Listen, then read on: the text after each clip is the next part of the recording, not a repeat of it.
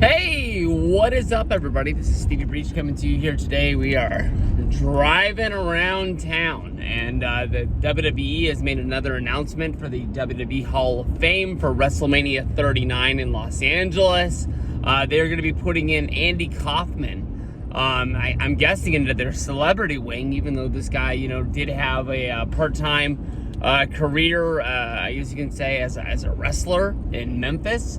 I know a lot about Andy Kaufman, mostly from a documentary that I bought roughly around 2010, 2011. I heard the guy who made the documentary, the director, on some wrestling podcast. I honestly can't remember at the time which one it was, but it talked to me so much that I was like, I gotta see this documentary.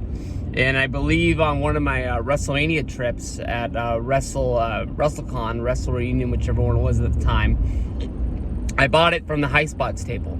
And I talked a lot about the history of wrestling in Memphis and how it's sort of not looked at as the main company in the United States, but for a territory, it was on fire, about as hot as it can get. And Andy Kaufman was a stand-up comedian.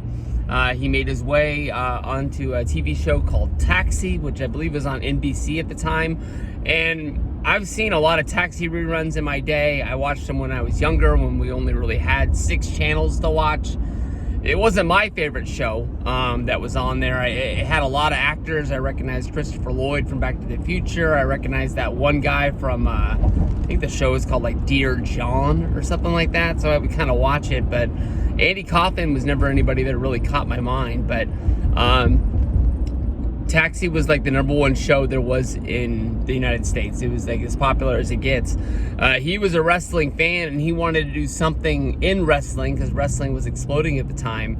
And Andy Kaufman made a pitch to Vince McMahon and said, hey, if there's anything I can do for the WWF, whether at the Garden or anything like that, let me know. And Vince McMahon, I guess, didn't know how to capitalize on Andy Kaufman at the time, and passed on the offer. That's when Andy Kaufman called down, I believe from the documentary, he talked to Jimmy Hart, and Jimmy Hart is the one that actually hooked him up with Jerry Lawler, and they came up with an idea where Andy Kaufman came down there. He was wrestling women to prove how strong he was.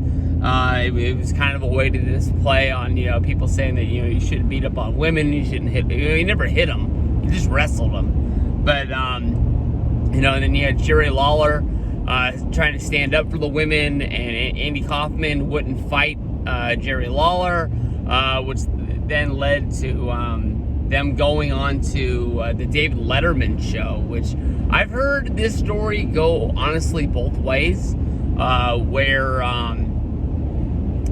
basically the whole thing was all scripted out, that Letterman was in on it, whether he is or is not. Letterman has never really been big on having wrestlers onto his show since I guess they went in to business for themselves, where Lawler came out, slapped the piss out of Andy Kaufman. They had to go to commercial.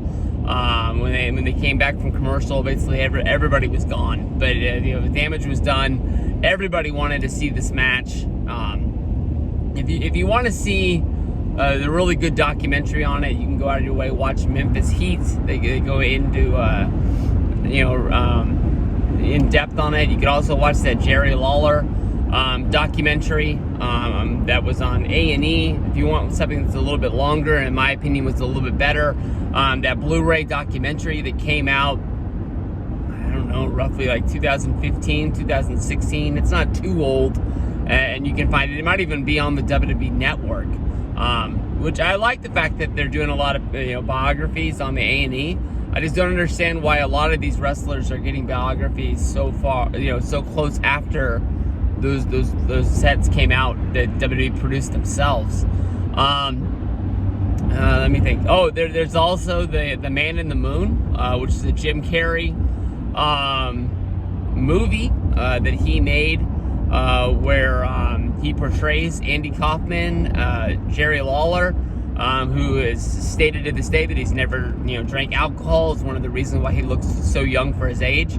He plays himself in the movie. I believe Jim Ross plays the color commentator. Both of them are in that movie. And then I guess that it's more about Jim Carrey than anything else. But Jim Carrey, like, I don't know, man. I mean, he transformed himself to play Andy Kaufman in that movie. There's a documentary. I can't remember if it's on Hulu or if it's on Netflix. I believe it's called Jim and Andy. A dark side of Jim Carrey, just being an asshole, because that's what he had to become to play Andy Kaufman. There's stuff that goes down with him and Jerry Lawler. You don't know if it's part of the movie, if it's him playing the character, if they're just trying to play it up for the crew, or if just Jim Carrey's just going into business for himself, just being an asshole. But Lawler didn't want any part of any of it, and really, really good stuff. As far as I know, Kaufman didn't do anything with wrestling other than what he did in Memphis. But as far as being a celebrity and having a wrestling company sort of use your stardom to put their company into the forefront, a lot like how The Rock, when he came back after WrestleMania 27 to build up WrestleMania 28, started playing off how big of a movie star he was at the time with the Fast and the Furious and all that. It kind of shows that celebrities coming into wrestling, even though it might not always play out the best, a lot like when WWE was using the Raw guest host gimmick week after week. If you pick and choose when you use certain people in certain spots, you really could push it to the moon, and you can make your company bigger than they ever were. These days with Extra and TV Hollywood and all that other jazz, all those TV shows that are on like at 4:30 in the afternoon, a lot of eyes on those things. A lot of people seeing, my favorite guy's going to be doing something with WWE. That's something that I got to see. All right, peace out.